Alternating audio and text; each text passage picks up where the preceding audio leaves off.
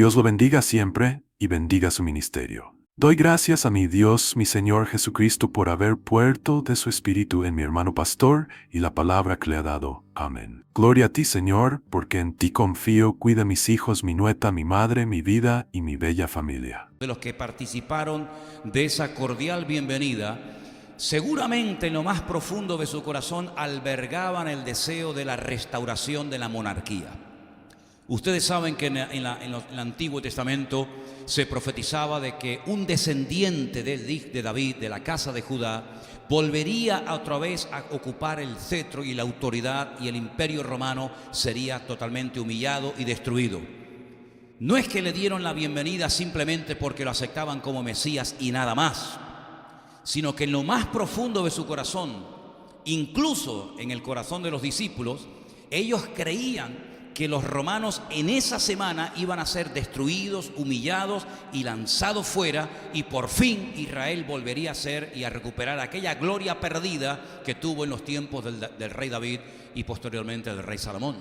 Le dan la más cordial bienvenida, pero curioso que antes de que termine la semana le están pidiendo a Poncio Pilato que lo crucifique. Qué variables son las multitudes, ¿no? Qué variable a veces el corazón del ser humano. Hoy te levanta, mañana te tira, hoy te adora, mañana te apuñala. Eso lo vivió en carne propia el Señor Jesucristo. Él sabía perfectamente que toda aquella masa, aquella multitud de personas que estaban allí aclamándole y adorándole y tumbando o poniendo en el camino sus mantos y cogiendo ramas de palmera, dándole la bienvenida, él sabía perfectamente que esas mismas personas le iban a pedir a Poncio Pilato que lo crucificara. Lo sabía, pero él, a pesar de ello, entra en la ciudad y lo primero que hace, se dirige al templo de Jerusalén. Ahora, sé que la mayoría de ustedes lo saben, solamente lo recuerdo, que ese templo que visita el Señor Jesucristo, que no era la primera vez que lo visitaba, no es el templo que construyó el rey Salomón. El primer templo de Jerusalén, como bien saben ustedes, el objetivo era construirlo David. Pero el Señor no le permitió al rey David construir el templo, pero sí le permitió a su hijo hacerlo. Salomón construye un templo realmente espectacular, un templo que era una de las maravillas del mundo en aquel tiempo. Pero ese templo, tiempo más tarde, fue destruido por rebeldía, por desobediencia, en fin, por todos los motivos que ustedes conocen perfectamente.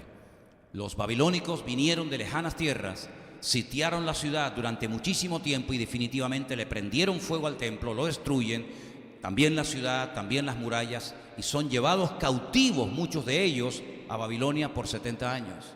Cuando vuelven del cautiverio, las tribus del sur, ¿saben cuáles son las tribus del sur? Benjamín y Judá.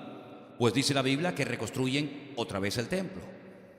Y este segundo templo es el que Herodes amplía, y todos los judíos estaban tremendamente orgullosos de él. Este es el segundo templo construido en los tiempos de Esdras, en los tiempos de Zorobabel, en los tiempos de Nehemías, ¿verdad? Y este es el templo que visita en varias ocasiones el Señor Jesucristo.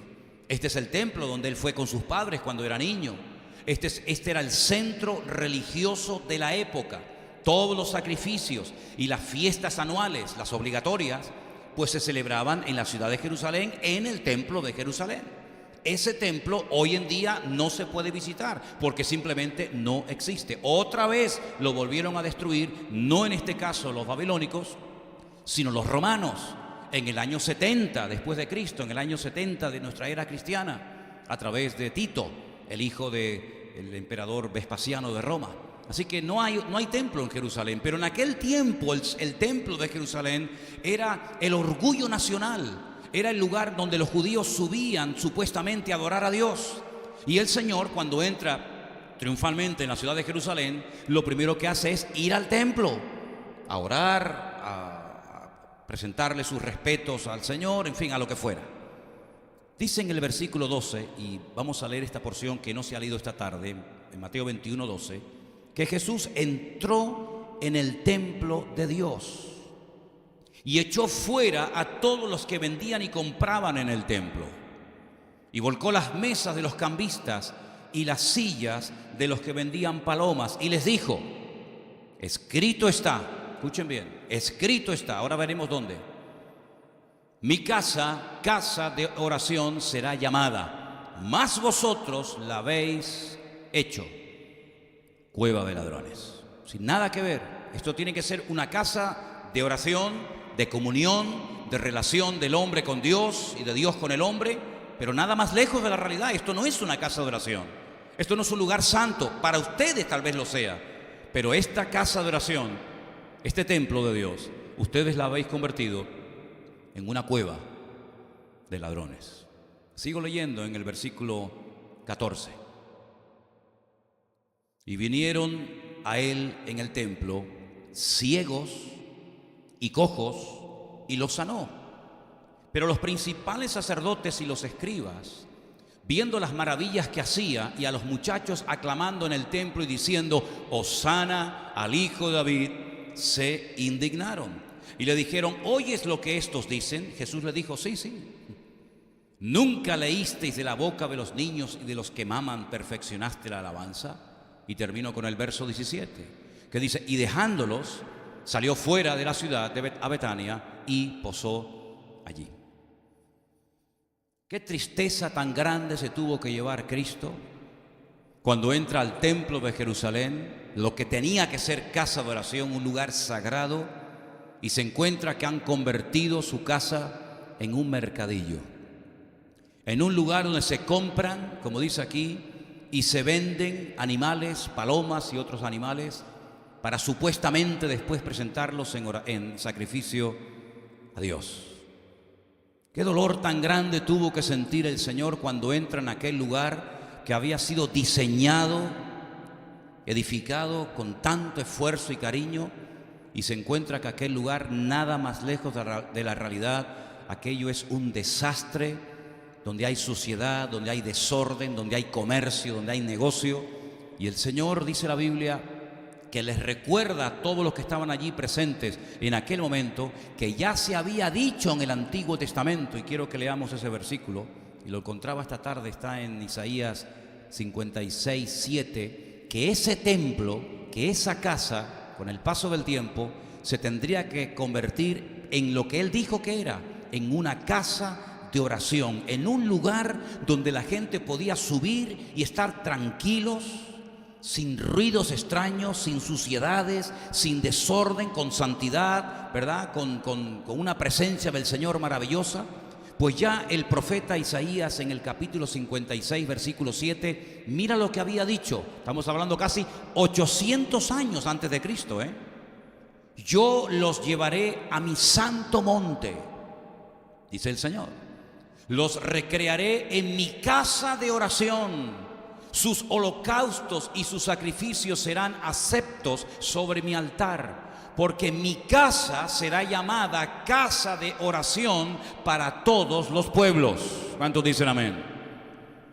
Encontré este versículo: mi casa, casa de oración, será llamada para todos los pueblos, en la sinagoga más antigua de Jerusalén, la sinagoga de los Caraítas, de un rabino que se llama Obadía.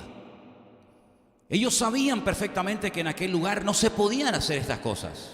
¿Quién había permitido, quién les había dado permiso a estos cambistas, a estos vendedores de animales que cambiaban también la moneda? ¿Quién les había autorizado meterse en ese edificio santo y sagrado a hacer ese negocio? Bueno, detrás de todo esto, si estudiamos la historia secular, sabemos que estaba nada más y nada menos que Anás y Caifás, los cuales eran el suegro y el yerno. Ellos habían permitido que esos puestos, ¿verdad?, esos chiringuitos, se montaran dentro del templo, y cuando la gente venía para presentar su sacrificio correspondiente, si traía un animal, automáticamente le decían: ese animal no sirve, por esto o por aquello, quedaba descartado. Imagínate una persona que había venido caminando de lugares lejanos, que de repente el animal que había cuidado con tanto cariño y con tanto esmero, te diga un representante de Dios o de la ley que ese animal no sirve. ¿Qué haces? Tienes que comprar otro animal al precio que yo estipule, al precio que yo te diga. Era un negocio, hermano, era un abuso, era realmente algo vergonzoso que estos dos personajes llamados Anás y Caifás, representantes de Dios como tenían que ser en aquel tiempo, habían permitido a toda esta gente que entraran al templo e hicieran todo este tipo de negocio y de comercio, y el Señor no se sintió nada cómodo. ¿Cómo es que se sentían cómodos los sumos sacerdotes y el Señor no? ¿Cómo es que la gente subía y no se sentía mal por ver palomas y ovejas y cabras y bueyes por aquel lugar, por aquel recinto sagrado? Y el Señor Jesucristo, nada más entrar, lo primero que hace es volcar las mesas. Dice en otro evangelio que hace como un látigo con cuerdas y expulsa a esa gente de allí adentro, vuelca las mesas, tumba las sillas y declara: esto no es una cueva de ladrones, sino esto tiene que ser una casa de oración. Es interesante notar cómo el hombre llega a perder la sensibilidad, a cauterizar su conciencia de tal manera que aquello que el Señor aborrece, algunos terminan amándolo, y aquello que el Señor ama, algunos terminan aborreciéndolo. Hace muchos años leí un libro donde había 5 puntos principales. Se llamaba La mente renovada. Y uno de los puntos de ese libro decía que una de las cosas que todo creyente, toda persona que presume de haber nacido de nuevo y de conocer al Señor, debería de llegar un momento en su vida de sentir lo que Dios siente, tanto por lo malo como por lo bueno. Llegar un momento en el que digas: yo no puedo hacer eso, yo no puedo participar de esa fiesta o de esa celebración o de esa liturgia o de lo que sea, porque me siento mal, porque el Espíritu de Dios no me da paz y no creo que Dios quiera que yo haga que haga parte, que forme parte de esa actividad. Y por otra parte, tener la sensibilidad espiritual para saber dónde Dios está y dónde Dios no está. Es una lástima ver a creyentes que se sienten bien en todos los ambientes. En ambientes de la iglesia, en el ambiente del mundo, en ambientes de borrachera, en ambientes donde hay un retiro, un campamento de jóvenes o de la iglesia, y es como que son una especie de camaleones. En todo lugar se acomodan y en todo lugar se sienten cómodos y a gusto y participan, y a veces hasta pasa desapercibido en ciertos y determinados ambientes que esa persona es un hijo de Dios o una hija de Dios. Cristo no era así. Cristo había lugares donde Él se sentía cómodo y se sentía a gusto. Pero había lugares como por ejemplo en este momento, en el templo de Jerusalén, donde Él no se sentía absolutamente nada cómodo. Es más, toma parte activa, no dice: bueno, voy a mirar para otro lado, que sigan esto haciendo de las suyas, yo voy a lo mío y entro y salgo. No, Él no va a permitir bajo ningún concepto que su casa, no nos olvidemos que era su casa, era su templo, lo convirtieran los hombres en un negocio y en un comercio. ¿Qué diría el Señor si apareciera por las calles de nuestro país en estos días y viera todo el negocio y todo el circo religioso que los hombres han montado, y muy bien, dicho sea de paso, en torno a su persona y en torno a su presencia? ¿Cómo se sentiría el Señor si ve a gente que va por las calles con cadenas y descalzos y con los cucuruchos esos que se ponen en la cabeza, los capirotes, y crucificándose y dándose con látigos en la espalda? ¿Qué diría el Señor? ¿Podría el Señor sentirse a gusto en la Semana Santa, ahora cuando saquen al Cristo de la Laguna, o cuando saquen al muñeco de Candelaria, o en la Semana Santa de Sevilla? ¿Cómo se sentiría el Señor en esta fiesta que algunos creen que son las más santas y las más maravillosas y más cristianas del año? Estoy seguro que el Señor también tomaría parte activa y por nada del mundo se sentiría nada cómodo viendo cómo los hombres otra vez, 2000 años después de Él, no terminan de aprender la historia y vuelven otra vez a negociar y a comerciar y a manipular las Escrituras. Y como me dijo una vez una persona: bueno, las imágenes no son tan malas como ustedes dicen, porque una imagen vale más que 1000 palabras. Hay que ser bruto e ignorante para llegar a esos extremos en la vida. Amén, hermanos. Ahora Jesús entró en ese templo y lo limpia. Te quiero hacer 2 preguntas. La Biblia dice que Él ha decidido ahora no vivir en templos, no vivir en catedrales ni en iglesias, sino en seres humanos. La Biblia dice que ahora somos el templo del Espíritu Santo de Dios, el cual mora, el cual vive en nosotros. ¿Estamos de acuerdo o no? Muy bien. ¿Vive realmente Cristo en tu corazón? ¿O eres simplemente una persona que va y viene a una iglesia evangélica, católica o del nombre que sea? ¿Realmente Cristo vive y mora en tu corazón? ¿Realmente Él es tu Dios y tu Señor? ¿O es un añadido más en la mochila de la vida que llevas a la espalda? ¿Es realmente el Señor de tu vida? Valga la redundancia. ¿Él ha entrado triunfalmente en tu vida? ¿Él es tu autoridad? ¿Él es el que manda en definitiva? ¿O sigues mangoneando y dirigiendo tu vida tú? ¿Es realmente Él el Señor de tu vida? ¿O es el que te ayuda cuando necesitas ayuda y después te ayuda y te olvidas y ahí te quedas? ¿Ha entrado triunfalmente, poderosamente, realmente el Señor Jesucristo en tu vida? ¿Sí o no? Porque una cosa es creer en Él, que hasta el diablo cree. Y otra cosa es tenerlo a Él dentro de nuestra vida permanentemente, sabiendo que Él vive en nosotros. ¿Cuántos dicen amén? ¿Me entienden o no?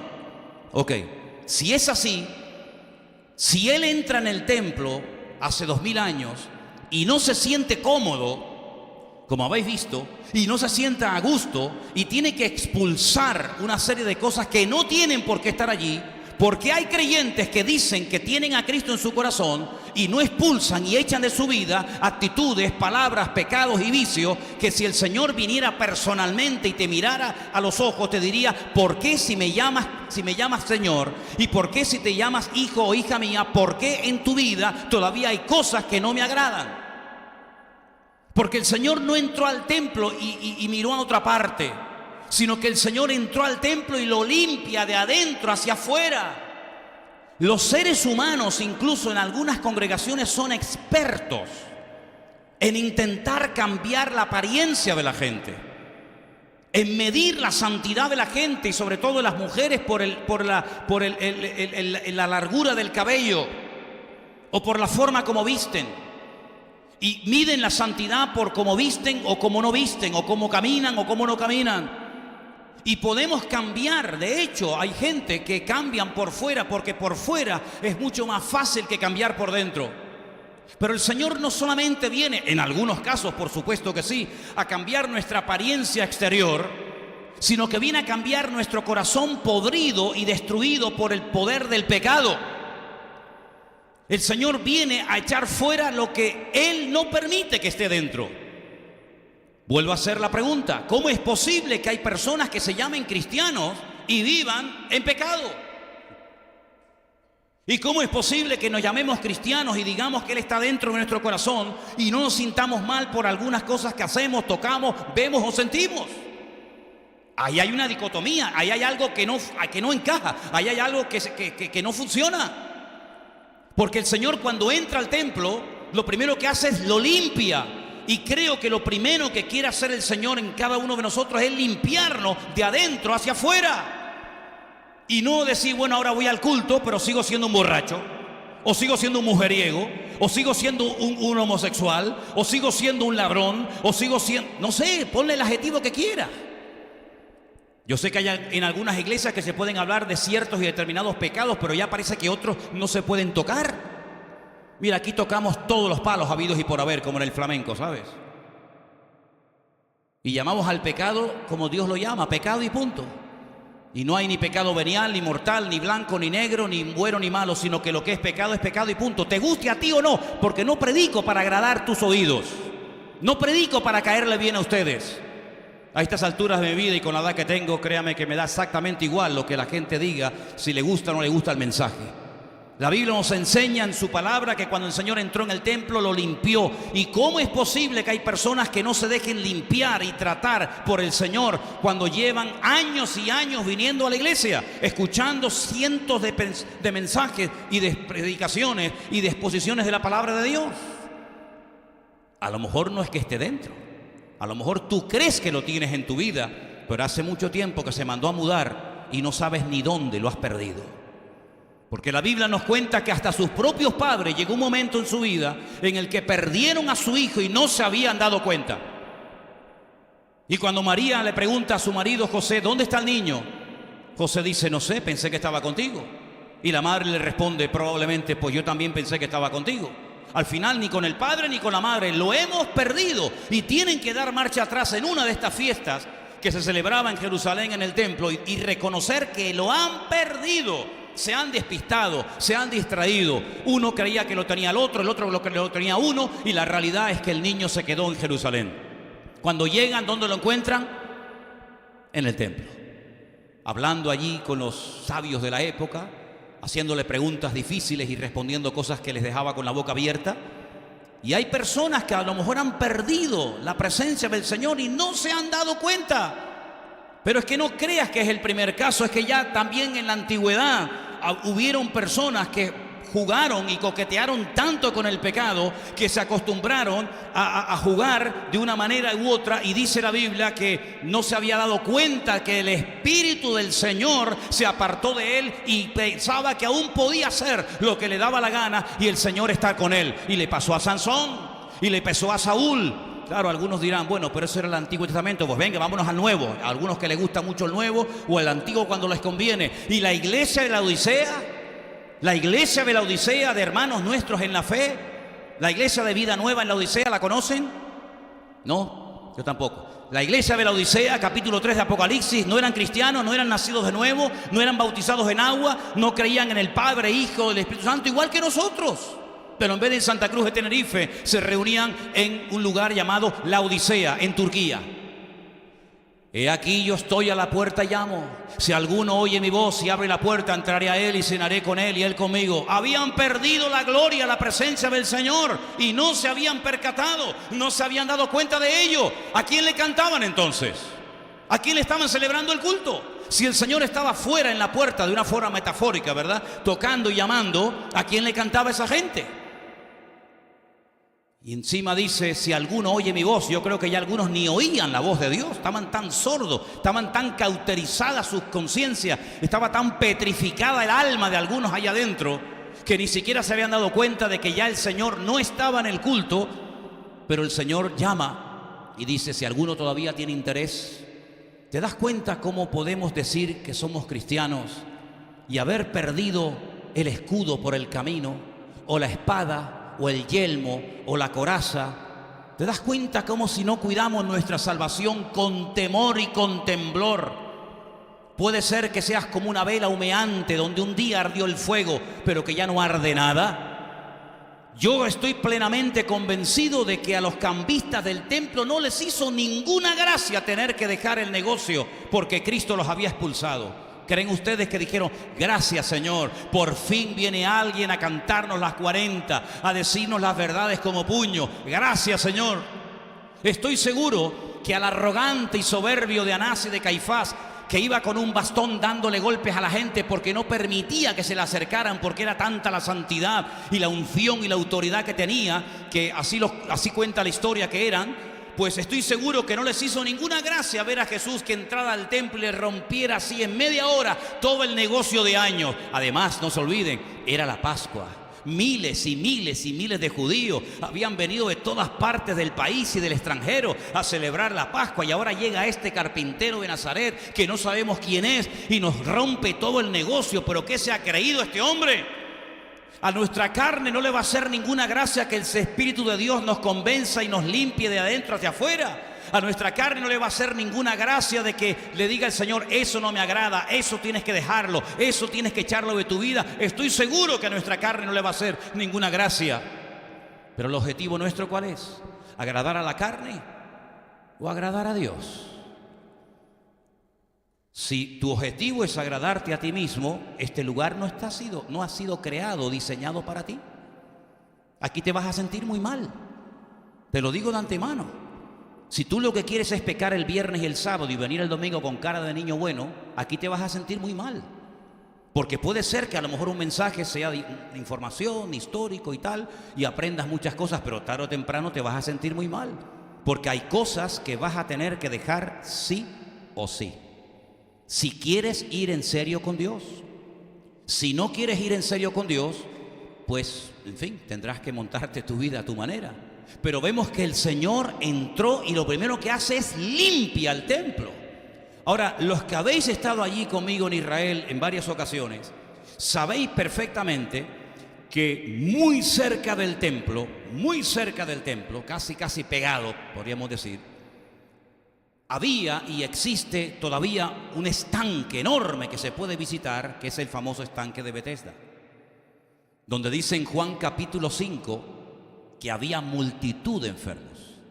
No le dije a Dayana que buscara ese capítulo, pero permítame leerle los primeros versículos del capítulo 5 del Evangelio según San Juan, versículo 1. Después de estas cosas había una fiesta de los judíos y Jesús subió a Jerusalén. Y hay en Jerusalén, cerca de la puerta de las ovejas, un estanque llamado en hebreo Betesda, que significa casa de misericordia. Ahí está. El cual tiene 5 pórticos. Seguimos. En esos pórticos yacía una multitud de enfermos, y ahora menciona ciegos, cojos y paralíticos. Es curioso, yacían, estaban tirados allí, ciegos, cojos y paralíticos, que esperaban el movimiento del agua. Dejamos ahí. Muy cerca del templo de Jerusalén estaba, y todavía se puede visitar, el famoso estanque de Betesda. Un estanque que recogía el agua de lluvia y que también servía para limpiar, pues, el templo cuando se derramaba tanta sangre por los animales que se sacrificaban. En ese lugar se había corrido la noticia o la leyenda de que un ángel descendía de tiempo en tiempo, movía el agua, y el primero que se metía en el agua quedaba sano. Y por eso dice que había allí una multitud de cojos, de paralíticos, de ciegos, en definitiva, de enfermos. Cuando Jesús llega al templo, en ese templo que lo han convertido los hombres en una cueva de ladrones, según hemos leído en esta tarde, cuando Él lo limpia y constituye nuevamente su casa como casa de oración, en el versículo 14 dice: y vinieron a Él en el templo ciegos y cojos y los sanó. ¿Cuántos dicen amén? Vinieron a Él al templo, ahora van, antes no van. Antes, ¿dónde estaba? En el estanque de Betesda, Juan capítulo 5. Ahora que Jesús ha entrado dentro de la casa, la ha puesto en orden y la ha limpiado, ahora los cojos y los paralíticos que están allí en el estanque de Betesda, ahora se van al templo, y dice que no solamente van al templo, sino que además reciben sanidad, liberación, y sus vidas cambian radicalmente. Yo quiero pararme aquí porque hay personas que tú los ves un año y los ves otro año y los ves mucho tiempo, y cuando no es la espalda es la rodilla, cuando no es el hijo es el padre, cuando no es la madre es el matrimonio, cuando no es la economía, cuando no es el trabajo, pero es como que siempre hay algo que te impide ser feliz y ser totalmente libre. Y yo creo, hermanos, que aunque la vida cristiana es una carrera de maratón más que de velocidad, y pueden haber luchas y pruebas y dificultades, la Biblia nos habla de victorias, la Biblia nos habla de gozo, la Biblia nos habla de vida y de vida en abundancia. La Biblia nos habla de bendición, de libertad, de victoria, de júbilo. No es una pena tras otra pena, una tragedia, un dolor y un fracaso, no, hermano. El Señor nos ha prometido victorias para nuestros problemas personales y particulares, ¿sí o no? El Señor nos ha prometido restauración de nuestras vidas. Y no es que la vida cristiana sea un camino de rosas donde no hay problemas, ni luchas, ni dificultades, pero podemos ver en su palabra que su voluntad es llevarnos de victoria en victoria, y de gloria en gloria, y de bendición en bendición. Esa es la voluntad del Señor en la palabra. ¿Por qué no iba esta gente antes al templo si lo tenían ahí a un tiro de piedra? Es que los que habéis estado allí conmigo sabéis de lo que estoy hablando. El estanque de Betesda, hermano, está a un tiro de piedra de lo que era el antiguo templo de Jerusalén. Además había distintas puertas de acceso. No tenías que rodear toda la ciudad, todo el perímetro de la muralla, que son más o menos como 4 kilómetros, 800 metros, sino que había una entrada directamente del estanque de Betesda al templo. ¿Por qué no iba la gente allí? ¿Por qué preferían estar botados como perros esperando en aguas putrefactas en el estanque de Betesda a que viniera un ángel y moviera el agua en vez de irse al templo? ¿Por qué? Porque en el templo no había vida. En el templo había rutina. Como hay muerte y rutina y tristeza y vacío en la vida de todo aquel que se llama cristiano, pero que no quiere limpiar y dejar su casa tratar por la presencia del Señor. Y por eso hay gente que siempre, toda la vida, ya acabo de decirlo, cuando no es una cosa es otra, pero cuando tú le entregas tu vida al Señor, cuando tú le entregas tus complejos, cuando tú le entregas tus traumas, cuando tú le entregas tus heridas, tu pasado, tu presente, tu futuro, todo al Señor, tú puedes vivir en paz. Tú vives en paz, duermes en paz, piensas en paz, o siempre cuando no te da miedo una cosa, te da miedo la otra. Miren, hermanos, el Señor Jesucristo en este pasaje nos da un ejemplo tremendo. Él limpia un templo en lo natural, pero en lo espiritual es lo mismo. Él quiere entrar en tu vida, Él quiere entrar en tu corazón, Él quiere entrar en ti. ¿Para qué? Para limpiarte, para echar fuera de tu vida lo que no puedes echar por ti mismo, para darte el poder y la autoridad de decir: no me drogo más, no me emborracho más, no tengo por qué ser una víctima de esta atadura, ¿verdad? O de algo que mis padres o mi familia practicó, sino que tú puedes ser verdaderamente libre. Porque Cristo vino a traer libertad a los cautivos y vista a los ciegos y libertad a todos los oprimidos. Ese es el Evangelio. El Evangelio no es sufre, llora, aguántate, soporta, porque esa es la cruz que te tocó llevar en esta vida. No, señor, eso lo dicen los musulmanes que no tienen esperanza. Eso lo dicen las sectas. Pero el Evangelio dice: venid a mí los trabajados y cargados, que yo les haré descansar, dice la Biblia. Eso dice la palabra. Cuando los ciegos venían a Cristo, se iban viendo. Cuando los mudos venían en su condición, se iban hablando. En otras palabras, el Señor tiene el poder hoy exactamente igual que hace 2000 años. Hay iglesias evangélicas, lo sé.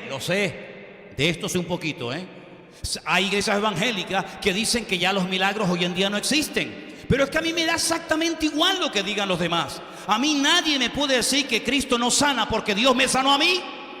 A mí nadie me puede decir que Cristo no liberta porque Cristo me libertó a mí. Y nadie me puede decir a mí que el poder de Dios ha menguado porque el poder de Dios no ha menguado. El poder de Dios es el mismo porque eres el mismo ayer, hoy y por los siglos. Por lo tanto, si tú ya has entrado por esa puerta en la condición que hayas traído, tú puedes salir por esas puertas en victoria. Y puedes salir con la bendición de Dios. Y se puede dormir en paz, a pesar de que a lo mejor no tengas un buen trabajo, a pesar de que todavía no se te ha abierto la puerta que esperaba que se te abriera. Me da igual. El gozo, la paz, la bendición, la libertad del creyente no es circunstancial, no depende del ambiente, depende de tu comunión y de tu relación con Dios. ¿Cuántos dicen amén? Si tú no tienes relación con Dios, tú no puedes tener el gozo del creyente. Porque el gozo del creyente no viene porque se pega. Mira, hermano, lo que se pega es la enfermedad. La salud no se pega. Tú estás sano, tú no tienes ninguna enfermedad y te pegas a un enfermo y no le transmites tu sanidad. Eso no es así. Si fuera así, los que están sanos se van al hospital, rozan, tocan un poquito al enfermo y el enfermo se cura. Lo que se pega muchas veces es la enfermedad. Hay contagios, ¿verdad? Hay virus, hay enfermedades que se transmiten. Pero hermano, lo que tienes que hacer es acercarte al Señor, vivir cerca del Señor, conocerlo, amarlo, respetarlo, adorarlo y honrarlo. Y vas a ver cómo tu vida va a ser una vida como Dios quiere que sea. ¿Cuántos dicen amén? Qué tristeza cuando veo jóvenes tristes que parecen viejos. Qué tristeza cuando hay gente que tiene las Sagradas Escrituras en su casa y viven como atormentados, como amargados, o les falta algo, o lo que tenían era mejor, y están en terreno de nadie. Siempre, bueno, algún día tendré lo que me hace falta, o lo tuve y lo perdí. Querido, ni puedes mirar siempre al futuro, ni puedes vivir pensando en el pasado. Es hoy el tiempo aceptable, hoy es el día de salvación, dice la palabra. ¿Cuántos dicen amén?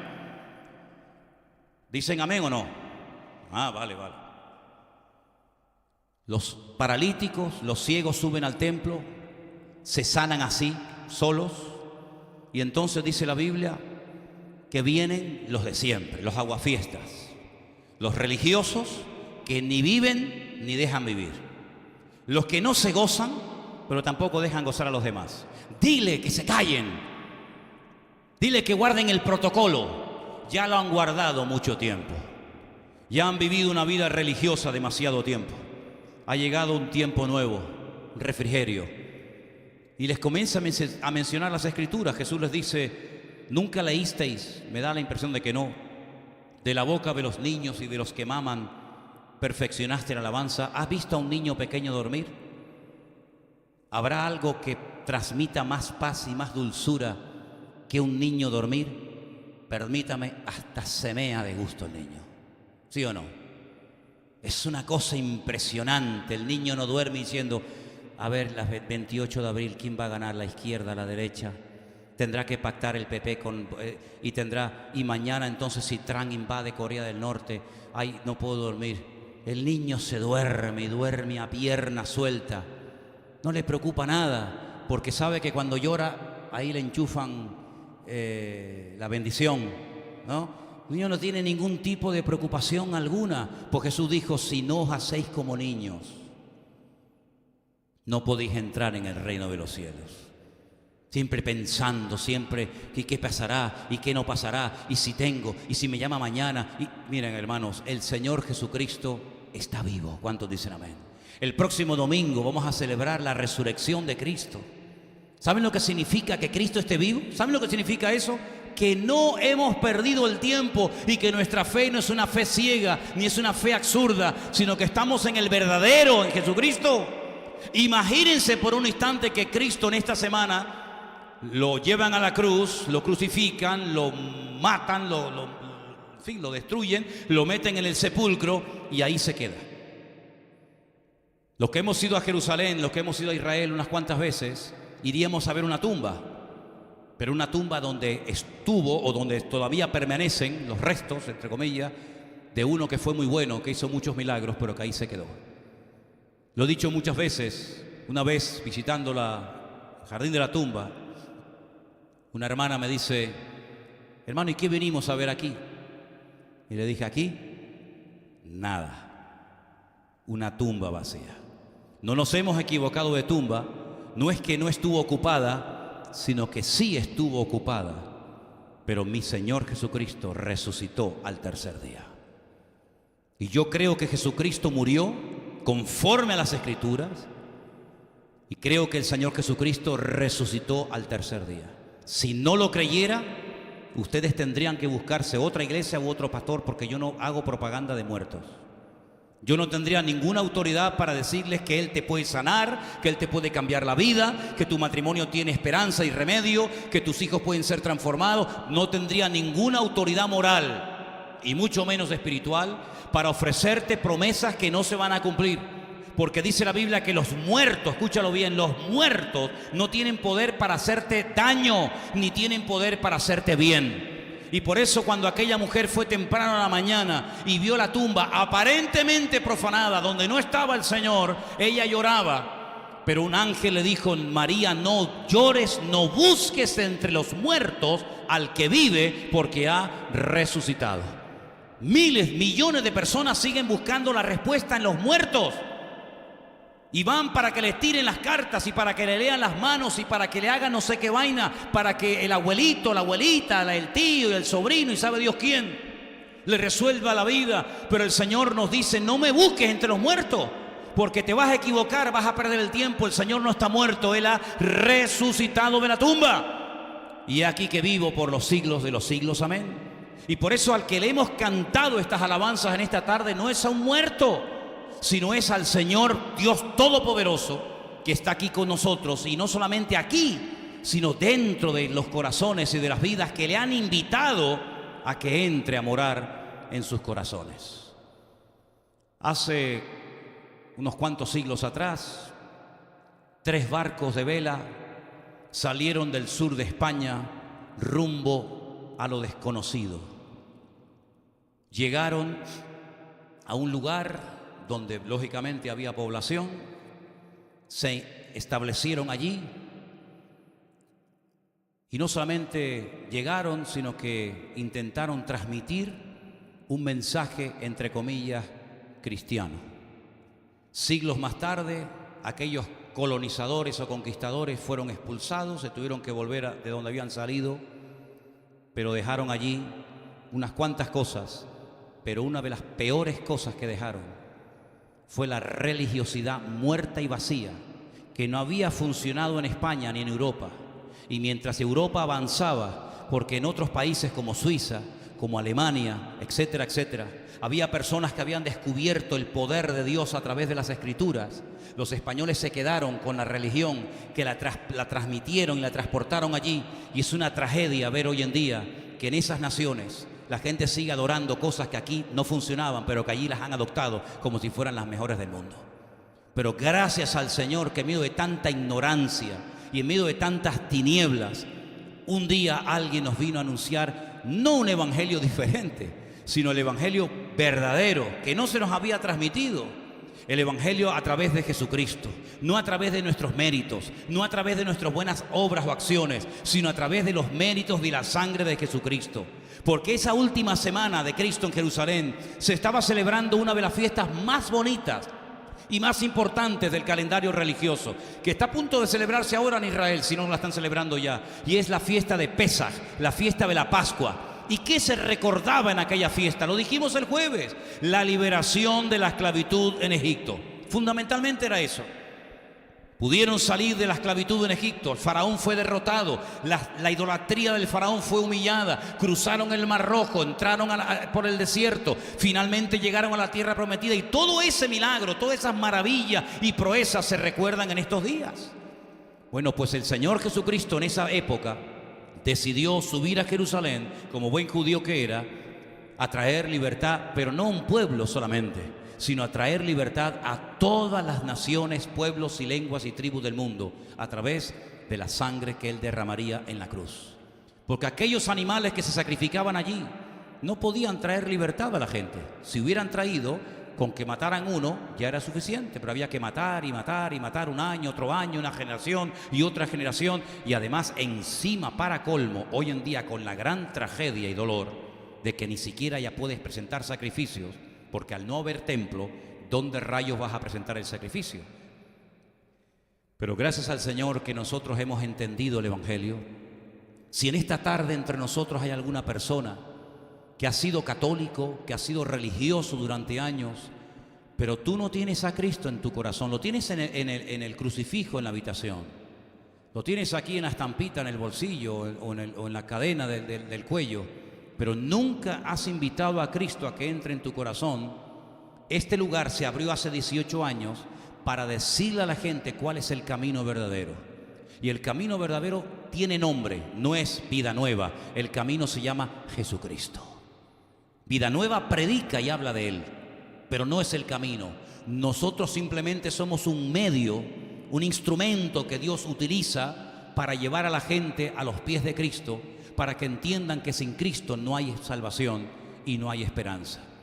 Pondrás la televisión en estos días, o por tu barrio o por tu calle, verás pasar a miles de personas con esos tronos. Quiero que sepas que nuestro Dios